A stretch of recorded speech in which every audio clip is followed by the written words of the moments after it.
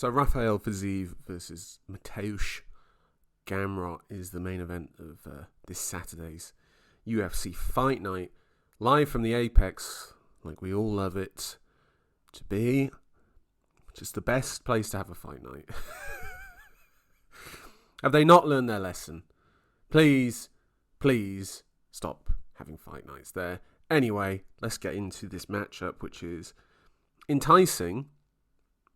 I think from the fan base point of view, I feel like there's a lot of people that both these guys have been, quote, fraud checked, and that they will be further fraud checked by each other. And I think there's a lot of people on both sides that are hoping for the other one to be that. I always am hesitant to say those things because it's like, if Gamrot beats Fiziev or Fiziev beats Gamrot, that doesn't automatically make the other one bad. You know, and in fact, why are you trying to do a disservice to the guy who won? But, you know, we can talk about the merits of that after the fight. So we'll get into that in a week's time, or just under a week's time. But let's talk about this matchup. It is, everyone said it, the classic striker versus grappler matchup. Yes, we're back in 2005. You know, this is, it does feel like that. It does really feel like that. Because, yeah, that is their standout things. You know, the striking of Gamrot is mostly there, either in ground and pound, which to be honest, he doesn't really get enough of. Or he doesn't put enough of that out there. Or it's to engage into grappling exchanges. It's not really what he wants to get a finish from or get a win from. I mean, Gamrot doesn't even have a finish in the UFC, if I remember correctly. I'll go into that in a moment. Whereas Fiziev, you know, former Muay Thai world champion. I'm not going to talk about the merits of becoming a Muay Thai world champion here on this preview. But, you know, he was one, and he's had a good run in the UFC so far. He's picked up 6 wins and 2 defeats. 2 defeats, Magomed Mustafayev lost to a spinning back kick in round 1, caught him with that. Then went on a 6-fight win streak. Included, you know, good wins over, like, you know, Mark DeCasey, Renato Moicano, Bobby Green, Brad Riddell. The Riddell one I thought was particularly impressive. And then the win over RDA. That'll be my main reference point for this preview, is the RDA one. Before losing a decision to Justin Gaethje earlier this year in London. So this is his first fight back since then. Gamrot, on the other hand, his last 3 fights, the more notable ones, I would say. He opened with a loss in the UFC to Guram Kutateladze, and it was one of those weird ones where afterwards Kutateladze was like, I don't think I won that. It was a split decision victory for him there. By the way, I realise I have mistaken Gamrot for Ismagulov. You know how Ismagulov never had a finish in it. Of course, I forgot that Gamrot had that Kimura win over Jeremy Stevens. He had the win over Ferreira, Scott Holtzman. Good wins. And then his last 3 have this weird mark for me, personally, where I feel like Gamrot lost all 3 of them. And yet he ended up winning 2.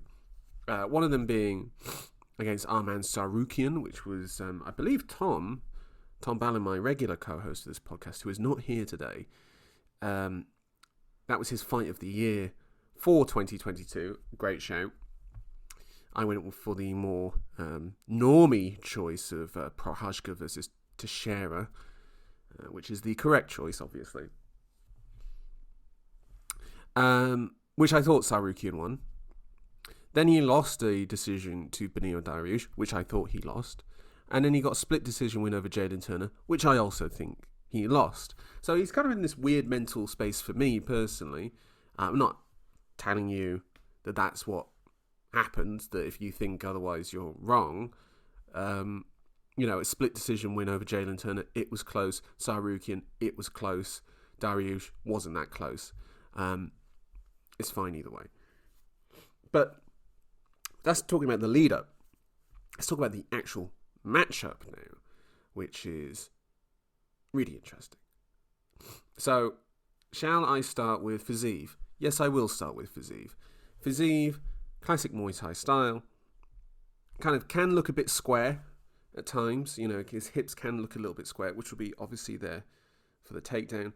It can look that way, but he has these really light little subtle movements in either blading his stance a little bit, so giving yourself like a smaller side on target, and also in the ability to switch stances as well. A classic Fiziev move is the sort of, let's say he's in orthodox, he'll throw the right leg rear kick to the body, will then step through into southpaw from there, and will throw a sort of lead hand right hook off of that, followed with a left straight from there. He can do these little movements in there, sort of switch his stance through strikes. That's why the comparison I was sort of thinking of was like Sean O'Malley. You know how like O'Malley switches stances, then strikes for the most part? Fiziev will strike, switch stance, strike. So it's kind of like, it's this constant movement and changing. And you see it also with its striking as well. Like he'll throw, from orthodox, so he will throw this a lot, the rear leg, right kick. And the thing is that the action and motion of it, if it's either, a calf kick, body kick, head kick, the motion of it halfway through is the same motion no matter the target. So you end up getting like his opponents in these sort of weird twitchy positions where they're kind of like flinching and sort of like throwing up anything to sort of block it, and they can end up in these sort of like awkward stances. I think the sort of like maybe a not as successful version of the Sean Strickland defense, where he's sort of twitching and parrying and plucking away and whatever else, where it's just like you're kind of flinching.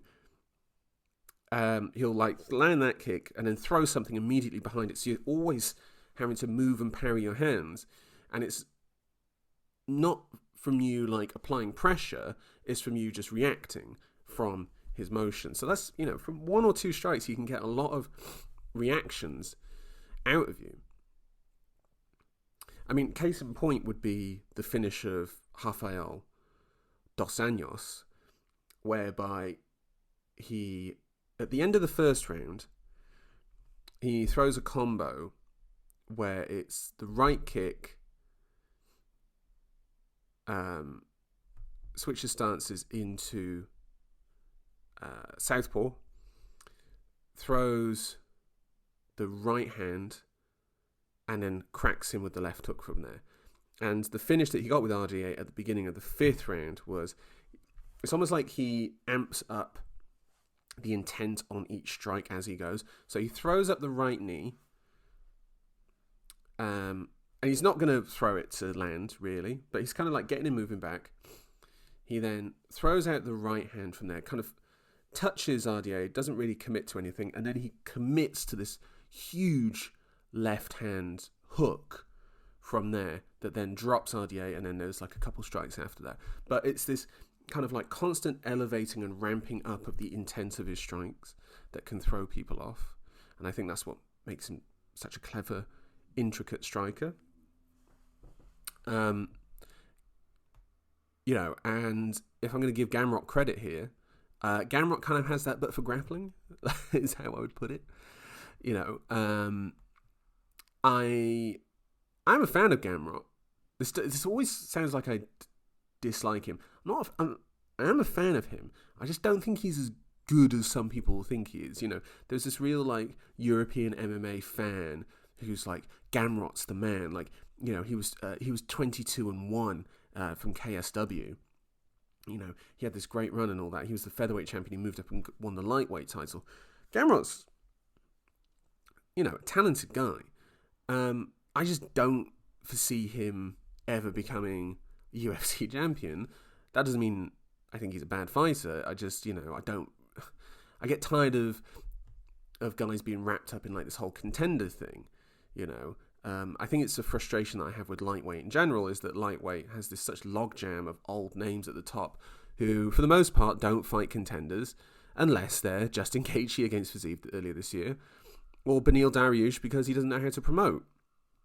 Anyway, let's go back to Gamrot, and what makes Gamrot's game so interesting is his explosions into takedowns, and then once he's got you, his continuation of the takedown, even if you're doing the right things. So, for example, he'll sort of like walk his way round into the exchange. He'll walk his way in, lose, and then he'll sort of explode into it, normally into a single leg, gets you down. And let's say he's got your left leg on the takedown. You'll start to spring up. You can even have, he's got your left leg. So you get your right foot down and your left hand down. You start to push up. Gamrot will let you have that and let you be loose. Like, he'll even let you have most of your left leg, but he'll hold on to a part of it, whether that's the ankle or the thigh, whatever else. He'll give you this sense of, oh, I can get up from this because there's a looseness to this. But really, he's got an actual really tight grip on one part of the leg.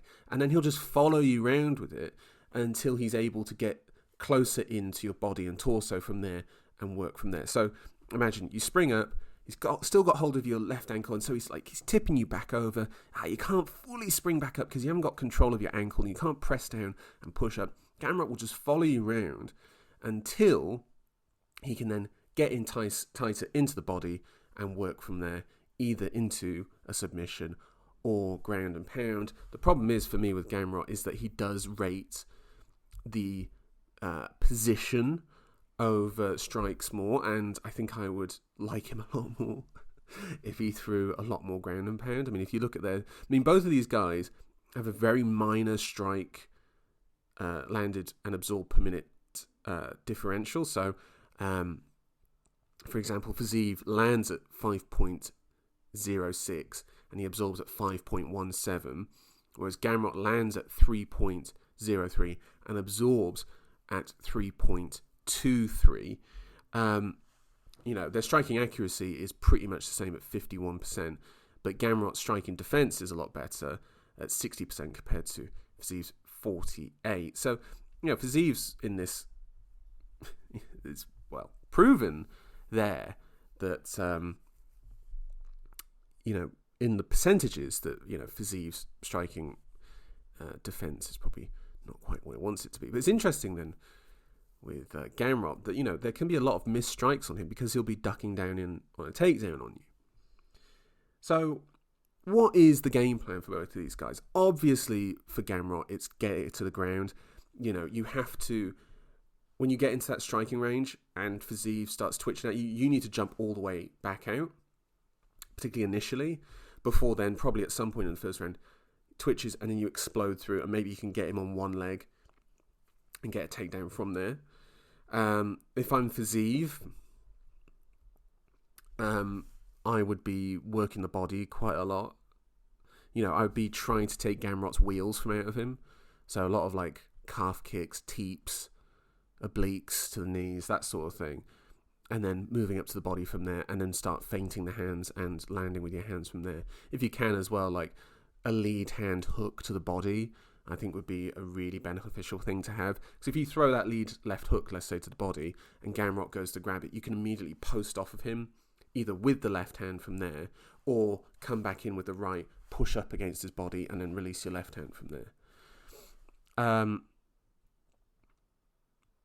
As for a prediction for this fight, I mean, Jesus, it's kind of hard, man. It's kind of hard because, part of me thinks that, the wrestler should win, but I want the striker to win because, obviously I prefer the striking arts to get further up there. However, I do want to see a Dagestani guy fight an actual wrestler. I mean, Khabib never really fought one, particularly in his significant run to the title from the Michael Johnson fight onwards.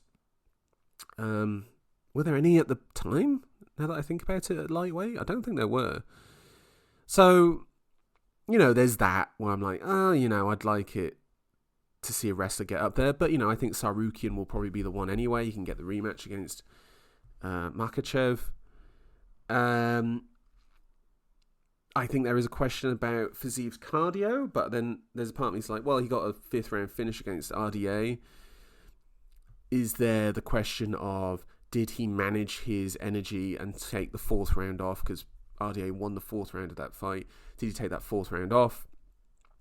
And then RDA, and then knew that he had to explode in the 5th or win the 5th and got the finish from there? Or was it like, I've got nothing left, I've got to explode right now to finish this guy, otherwise I'm in a lot of trouble? We'll never know, and that's part of the interest.